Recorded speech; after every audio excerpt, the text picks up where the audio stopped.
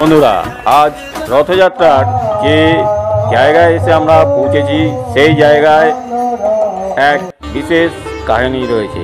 এখানে জগন্নাথ দেব নিজে স্বপ্নাদেশ দিয়েছেন যে এখান থেকে রথ চালানো হোক একটি নির্দিষ্ট জায়গা পর্যন্ত। বন্ধুরা, সম্পূর্ণ ঘটনা আপনাদের বলবো, ভিডিওটি সম্পূর্ণ দেখুন, আশা করি আপনাদের ভালো লাগবে। বন্ধুরা, এই স্থানে রথযাত্রা উপলক্ষে চলে 7 দিন ধরে উৎসব।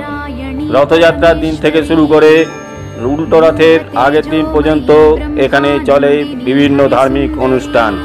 এখানে ভগবত গীতা পাঠ হয়, বিভিন্ন ধর্মীয় অনুষ্ঠান পালন করা হয়, নাট্যগীতির মাধ্যমে তুলে ধরা হয় বিভিন্ন ধর্মীয় কথা। বন্ধুরা, এই স্থান আপনাদের খুবই পরিচিত।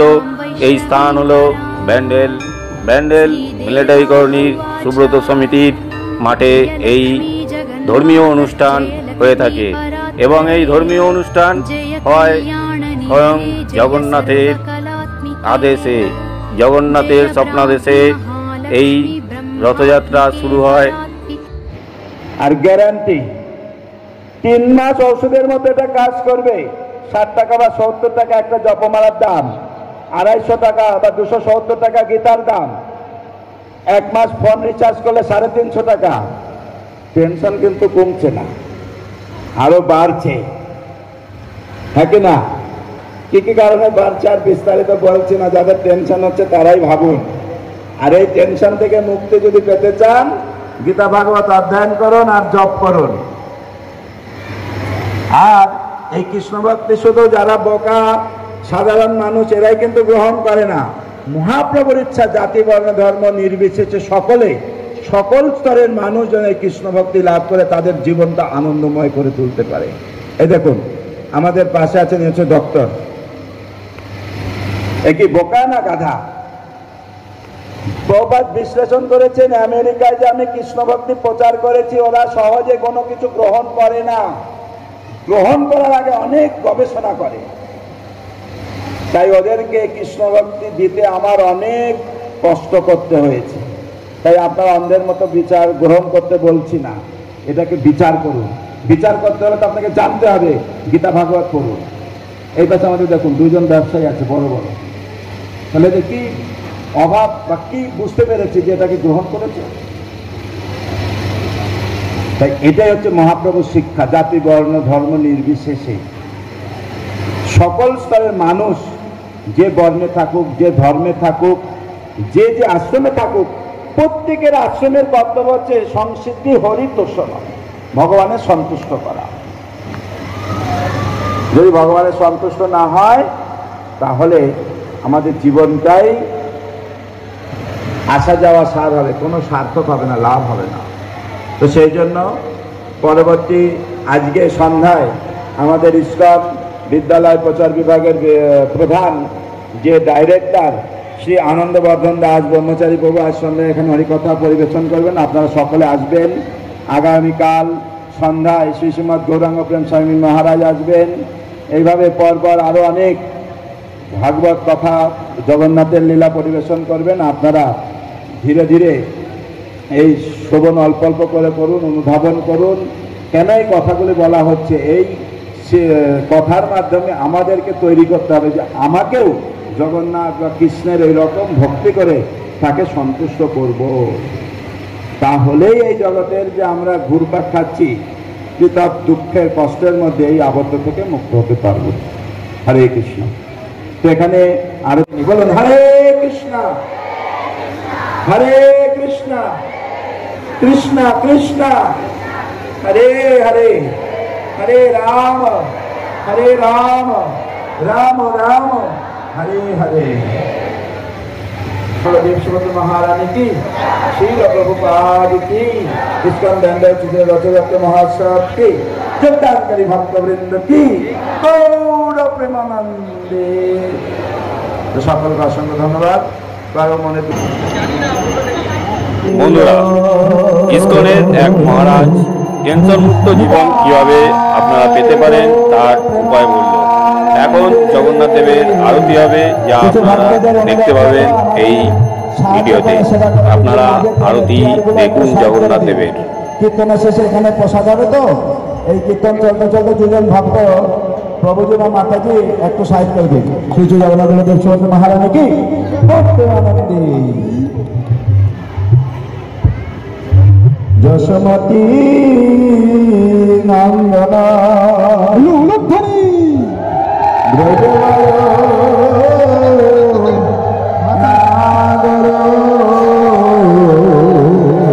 যশোমতে নন্দনা ব্রজবর এক মিনিট বিশেষ ঘোষণা। তো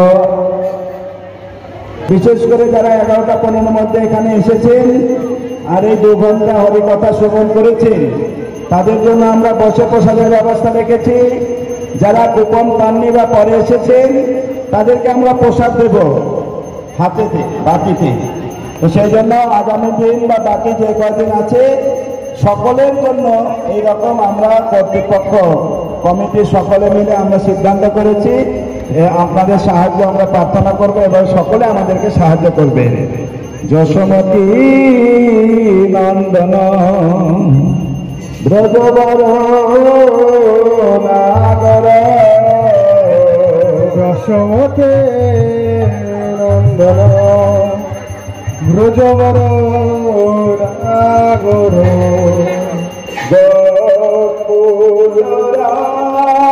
গোকুলরঞ্জন পান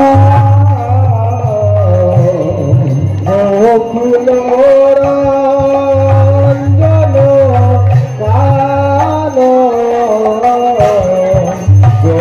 গোকুলরঞ্জন কান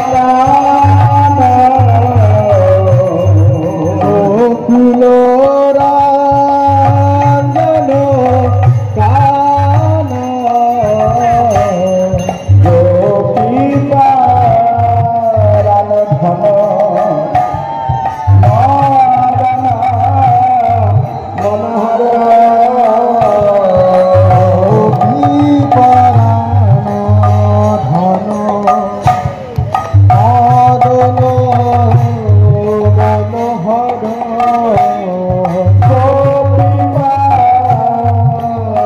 ধন মদন মনোহর গোপীপারান ধন মদন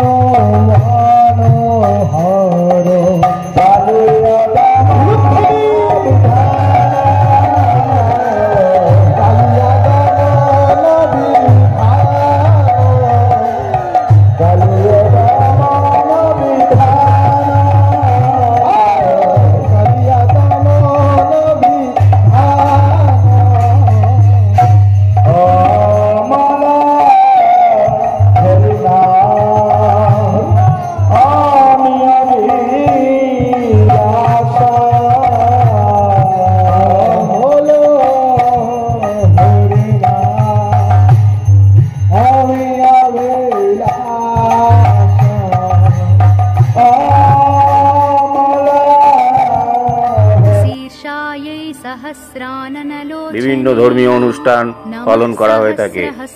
তাই বন্ধুরা, আপনারা সবাই এই রথযাত্রায় আসবেন এবং এই রথযাত্রায় যোগ দিয়ে আপনাদের নিজেদের মন প্রাণকে পুণ্যাত্মায় পরিণত করবেন।